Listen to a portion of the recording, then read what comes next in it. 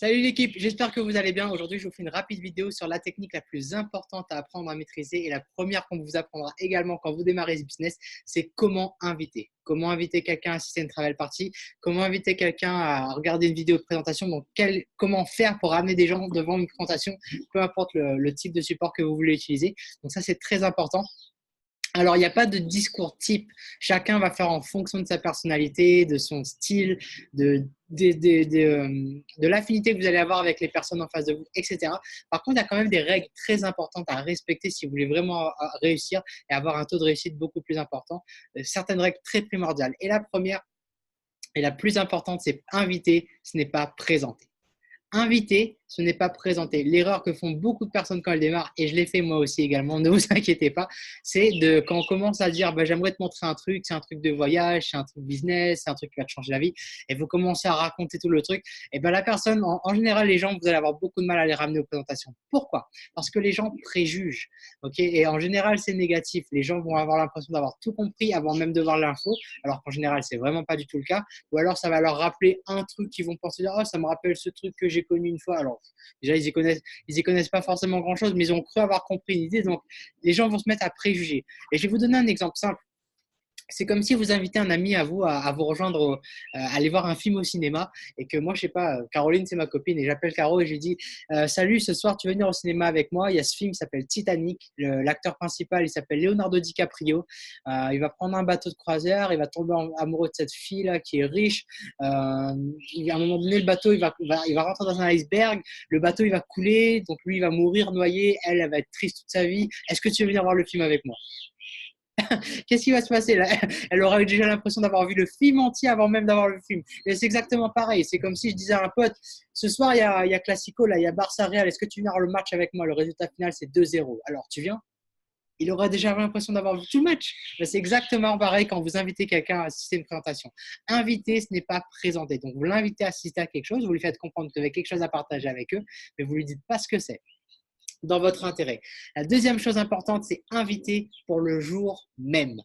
Inviter pour le jour même, c'est très important. C'est pas facile, je sais, quand par exemple vous invitez des gens à des travel parties, à la limite, bon, le soir tard pour le lendemain, mais inviter le jour même, c'est primordial. Pourquoi? Parce que les gens, si vous les invitez à assister à une présentation, en général, quand je parle de ça, je parle surtout des présentations en groupé.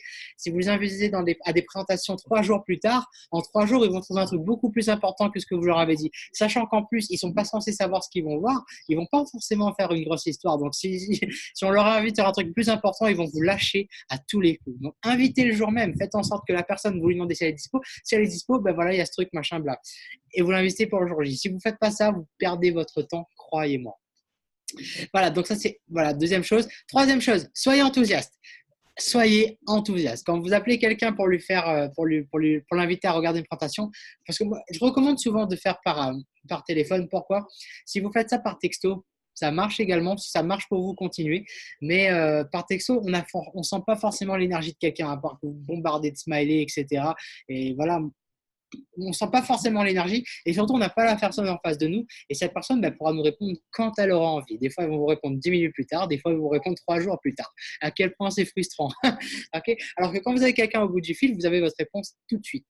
D'accord? Donc moi, je recommande souvent aux gens de le faire par appel vocal. Et quand vous appelez quelqu'un, vous êtes enthousiaste. D'accord? Vous avez vu cette opportunité, ça vous plaît, vous êtes canon, vous avez envie de la partager avec un maximum de personnes.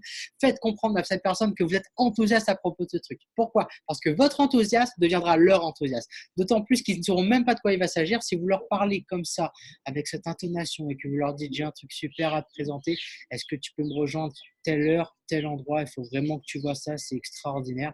La personne en face de vous, elle va avoir la même envie que l'attitude que vous avez là maintenant. Elle va vous dire, je vais peut-être venir ou pas. Alors que si vous lui dites, il y a un truc extraordinaire qu'il faut absolument que je te montre, est-ce que tu es disponible ce soir à 18h30 à tel endroit?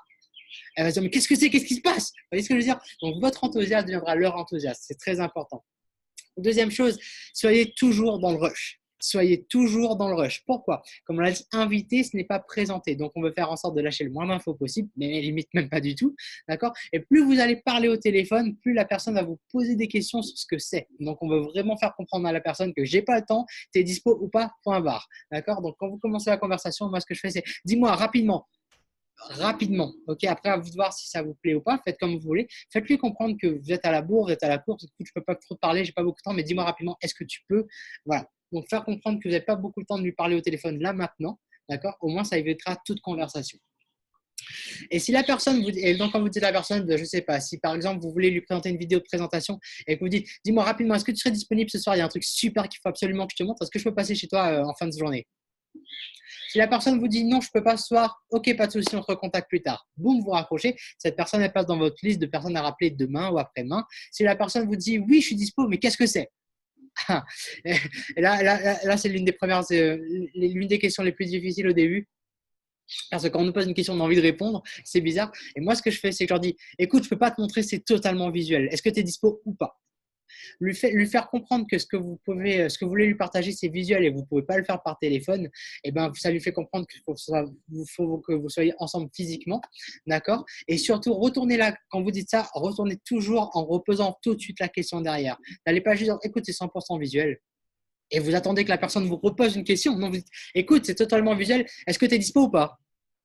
Et vous lui mettez entre guillemets la pression pour lui dire, bah, écoute, vas-y, passe, etc. Si vous voulez l'inviter à une travel party, écoute, imaginons que j'appelle Caro. Écoute, Caro, il y a ce truc extraordinaire, il faut absolument que je veux absolument partager ça avec toi. Est-ce que tu serais disponible ce soir à 18h30 pour me rejoindre à Saint-Pierre, à la Villa de Lille? Est-ce que tu es dispo? Et là, elle vous dit oui, tant mieux. Elle vous dit non, tant pis. Elle vous dit c'est quoi? Écoute, c'est 100% visuel. Je te montrerai tout ça ce soir. Est-ce que tu es dispo? Alors, c'est bon? Et si elle peut dire bon, ok, c'est bon, je viens, bah, ok, super, à ce soir, boum, et vous raccrochez. Ça se termine comme ça. Il faut que ce soit bref, efficace. Simplement en demandant à la personne est-ce qu'elle est dispo. Dans l'urgence, sans lui dire ce que c'est, lui faire comprendre que vous ne pouvez pas partager ça avec elle. Croyez-moi, ça va énormément vous aider et surtout beaucoup aider votre business. Voilà les loulous, donc rapide vidéo là-dessus sur quelque chose de très important à maîtriser. Ok, donc bon courage. Et puis voilà, je vous dis à très bientôt pour une prochaine vidéo. Ciao.